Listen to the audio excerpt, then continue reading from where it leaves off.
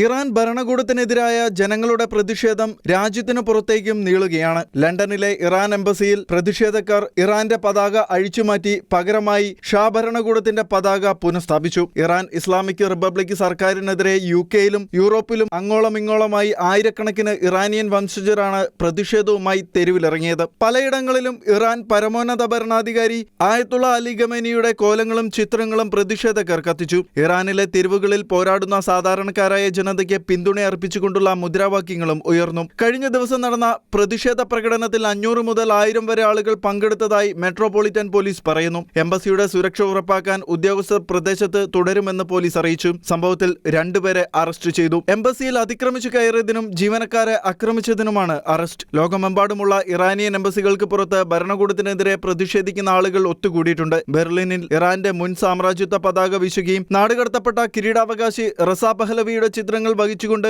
German തലസ്ഥാനത്തുകൂടി നൂറുകണക്കിന് ആളുകൾ March നടത്തുകയും ചെയ്തു. ഭരണകൂടത്തിന്റെ അക്രമാസക്തമായ അടിച്ചമർത്തലുകൾക്കെതിരെ തെരുവിലിറങ്ങിയ ഇറാനിയൻ പ്രതിഷേധക്കാരെ UK വിദേശകാര്യ സെക്രട്ടറി യെവറ്റ് കൂപ്പർ പ്രശംസിച്ചു. പരമോന്നത നേതാവ് ആയത്തുള്ള അലി ഖമേനിയുടെ സർക്കാരിനെതിരെ സംസാരിക്കുന്നവർ അക്രമത്തിന്റെയോ പ്രതികാര നടപടിയുടെയോ ഭീഷണി നേരിടേണ്ടി വരില്ല എന്ന് കൂപ്പർ പറഞ്ഞു. UK പ്രധാനമന്ത്രി കെയർ സ്റ്റാർമർ ഇറാനിൽ പ്രതിഷേധിക്കുന്നവരെ കൊന്നൊടുക്കുന്ന ഭരണകൂട നടപടിയെ അപലപിക്കുകയും പ്രകടനങ്ങൾ അടിച്ചമർത്തുന്നതിനിടയിൽ സംയമനം പാലിക്കാൻ ഇറാനോട് ആവശ്യപ്പെടുകയും ചെയ്തു. രാജ്യത്തിന്റെ ദുർബലമായ സമ്പദ് വ്യവസ്ഥയെക്കുറിച്ചുള്ള രോഷം മൂലം ആഴ്ചകളായി നടന്ന പ്രതിഷേധങ്ങളിൽ കുറഞ്ഞത് 62 പേർ കൊല്ലപ്പെടുകയും 2300 പേരെ കസ്റ്റഡിയിലെടുക്കുകയും ചെയ്തതായി റിപ്പോർട്ടുകളുണ്ട്. പ്രതിഷേധങ്ങൾക്ക് മറുപടിയായി ഇറാൻ നേതാക്കൾ ഇന്റർനെറ്റിലേക്കും അന്താരാഷ്ട്ര ടെലിഫോൺ കോളുകളിലേക്കുമുള്ള ആക്സസ് അടച്ചുപൂട്ടിയതിനാൽ വ്യക്തമായ കണക്കുകൾ പുറത്തുവരുന്നില്ല. ഇറാനിലെ മുൻ ഷാ ചക്രവർത്തിയുടെ നാടുകടത്തപ്പെട്ട മകൻ പഹ്ലവി പ്രതിഷേധക്കാർ തെരുവിലിറങ്ങി അവരുടെ പട്ടണങ്ങളുടെ നിയന്ത്രണം പിടിച്ചെടുക്കണമെന്ന് ആഹ്വാനം ചെയ്തു. US-ൽ താമസിക്കുന്ന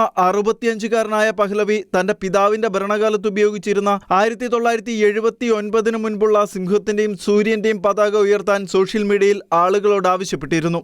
ഇന്റർനാഷണൽ ഡെസ്ക്, ഷെഖേന ന്യൂസ്.